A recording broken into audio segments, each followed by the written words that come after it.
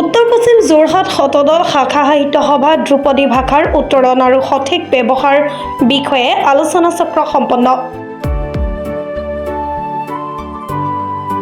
মালোৱালী উচ্চতৰ মাধ্যমিক বিদ্যালয়ত উত্তৰ পশ্চিম যোৰহাট শতদল শাখা সাহিত্য সভাৰ উদ্যোগত ধ্ৰুপদী ভাষাৰ উত্তৰণ আৰু সঠিক ব্যৱহাৰ সম্পৰ্কে এখনি আলোচনা চক্ৰ অনুষ্ঠিত হয়।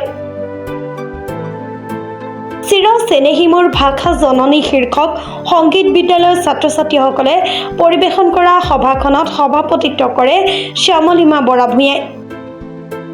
যোৰহাট জিলা সাহিত্য সভাৰ প্ৰাক্তন সভাপতি ডক্টৰ ৰাতুল চন্দ্ৰ বৰাই শুভ উদ্বোধন কৰি এক সাৰগৰ্ভ বক্তৃতা প্ৰদান কৰে। আলোচক হিচাপে অংশগ্ৰহণ কৰি চন্দ্ৰকান্ত সন্দিকৈ ভৱনৰ সম্পাদক ডক্টৰ জ্যোতিৰেখা হাজৰিকাই অসমীয়া ভাষাৰ উত্তৰণ, অসমীয়া ভাষাৰ জন্ম কেনেকৈ হ'ল, স্বৰবৰ্ণ ব্যঞ্জন বৰ্ণৰ সঠিক উচ্চাৰণ, ঘৰত সততে কৰা ভুলসমূহ আঙুলিয়াই বিদ্যালয়ত শিক্ষক শিক্ষয়িত্ৰীসকলে ছাত্ৰ-ছাত্ৰীসকলক গুৰুত্ব সহকাৰে ভাষাৰ জ্ঞান দিবলৈ অনুৰোধ কৰাৰ লগতে প্ৰয়োজন হ'লে সাহিত্য সভালৈ ছাত্ৰ-ছাত্ৰীসকলক লৈ যাবলৈও কয়। সভাত যোৰহাট জিলা সাহিত্য সভাৰ সাংগঠনিক সম্পাদক নৰেন চন্দ্ৰ বৰাই এক সাৰুৱা বক্তব্য প্ৰদান কৰে। ৰিয়াক্ষী কলিতাই ডক্টৰ অমৰজ্যোতি চৌধুৰীৰ এটি বিখ্যাত কবিতা এটা গান শেষ হ'ল আবৃত্তি কৰি সকলোকে আপ্লুত কৰে। জিলাৰ আকাশৰ আহ্বায়িকা জিনামণি গগৈ নেওগ, শিক্ষাবিদ বিপুল দুৱৰা, প্ৰাক্তন সভাপতি প্ৰদীপ শইকীয়া, নিভামণি বৰা, সাংবাদিক অৰবিন্দ বৰা, কবি প্ৰণৱেন্দ্ৰ বৰা, শিক্ষয়িত্ৰী গীতালি কলিতাৰ লগতে বিদ্যালয়ৰ সমূহ শিক্ষক শিক্ষয়িত্ৰী আৰু ছাত্ৰ-ছাত্ৰীসকল উপস্থিত আছিল। সম্পাদক অশান্ত ৰাতুল দত্তই আগধৰা সভাখন অসম সংগীত পৰিৱেশনৰ পিছতে সফল সমাপ্তি ঘোষণা কৰে। চিৰ চেনেহী মোৰ ভাষা জননী সমসামবাসীলৈ শ্ৰদ্ধা জনাইছোঁ। অসম সাহিত্য সভাৰ এক সক্ৰিয় শাখা উত্তৰ পশ্চিম যোৰহাট শতদল শাখা সাহিত্য সভা।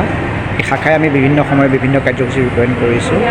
আজিও এক কাৰ্যসূচী আমি ৰূপায়ণ কৰিলোঁ মালোৱালী উচ্চতৰ মাধ্যমিক বিদ্যালয়ত ধ্ৰুপদী ভাষাৰ উত্তৰণ আৰু ইয়াৰ সঠিক ব্যৱহাৰৰ ওপৰত। ডক্টৰ ৰাতুল চন্দ্ৰ বৰা ছাৰে শুভ উদ্বোধন কৰা উক্ত অনুষ্ঠানটোত সমল ব্যক্তি হিচাপে আমাৰ মাজত উপস্থিত আছিল ডক্টৰ জ্যোতিৰেখা বাইদেউ যথেষ্ট জ্ঞান সাৰগৰ্ভ ভাষণ ছাত্ৰ ছাত্ৰীসকলক উপকৃত কৰে। শ্যামলীমা বৰা বাইদেউৰ সভাপতিত্বত অনুষ্ঠিত হোৱা উক্ত সভাত বহুত কেইজন গণ্যমান্য ব্যক্তি উপস্থিত আছিল। আমি তেখেতসকললৈ ধন্যবাদ জনাইছোঁ। ৰীতাশ্ৰী কলিতাৰ এটি কবিতাও ইয়াত পৰিৱেশন কৰা হয়।